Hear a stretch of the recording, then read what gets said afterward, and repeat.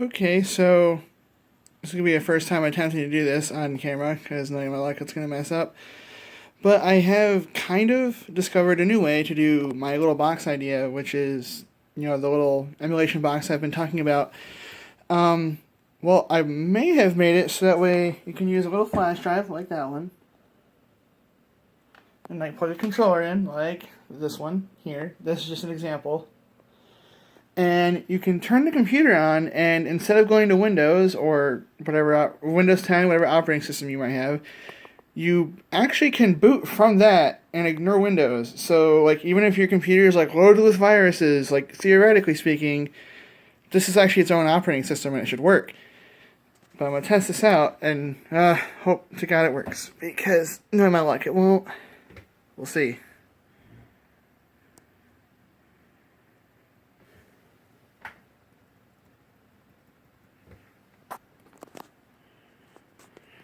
Now, I don't have it set to just like look for boot devices yet, but I can do that. I just haven't done it yet because this is kind of a new idea. So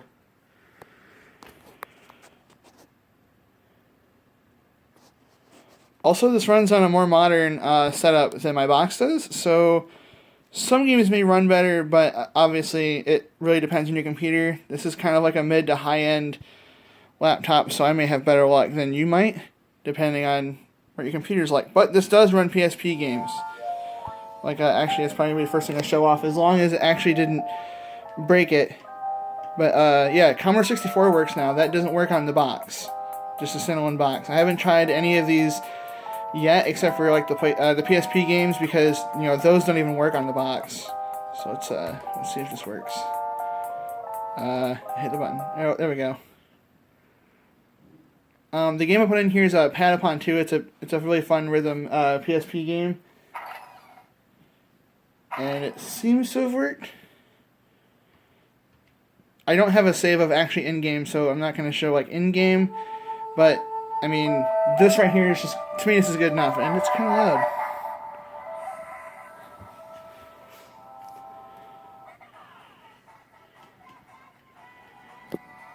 So as far as I know, if this works, I would do a new game, but it takes way too long to actually get in game from here. So, though, for those who want this, it doesn't exit the same way that the box does.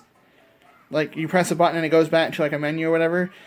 This one, it goes back to the actual PSP emulator for some reason. Like, I guess they're having the same problem I was having. So, you basically have to press the little middle Xbox button, which is my my hotkey button.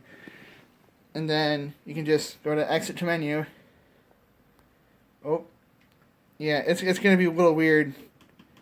You just go to exit. And then it should take you right back to the emulation station stuff. Something else I just thought I'd throw in here just because, I had issues on my box at first with this one. So let's see if it actually runs a more modern Neo Geo game. It doesn't.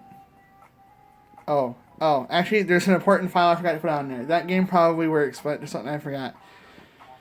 Everything else on here is kind of like open source, fan-made stuff. Like, I doubt any of you have heard of any of those. So yeah, in order to, I guess for you guys, to make it simple, in order for you guys to like put games and stuff on this, you would have to open up. There's a website you go to, or you kind of put in the IP for the actual thing, and then it takes you to a little screen where you can add all your own games. Like, there's a little ROMs thing you can put. These are all the systems that this version supports.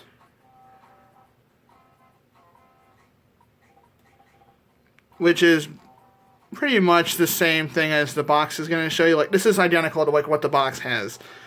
And this is about the same way that you yourself can add games to it if you want. Of course, if you buy one off me, it's just going to have games on it. But, yeah. So, yeah, I don't even know how I kind of figured out how to do this. It was kind of like an accident. Because I was just messing with the box, and I was messing with the USB idea where you just plug it in and you boot it from Windows, like if you want to. But then I wondered, can I just make this like boot like an actual operating system so like it ignores Windows? And it seems to work. It's a little weird, but I mean, I mean, why not, right? I mean, if you have a computer, laptop you don't care about, or a desktop you don't care about, you could make your own little. I mean, just buy a cheap flash drive, and I could put that stuff on there for you, and there you go. You pretty much have your own little retro system, and especially really great for laptops. So that way you don't have to like. It's more portable. But yeah, we'll find out. I'm not done with it yet, so click.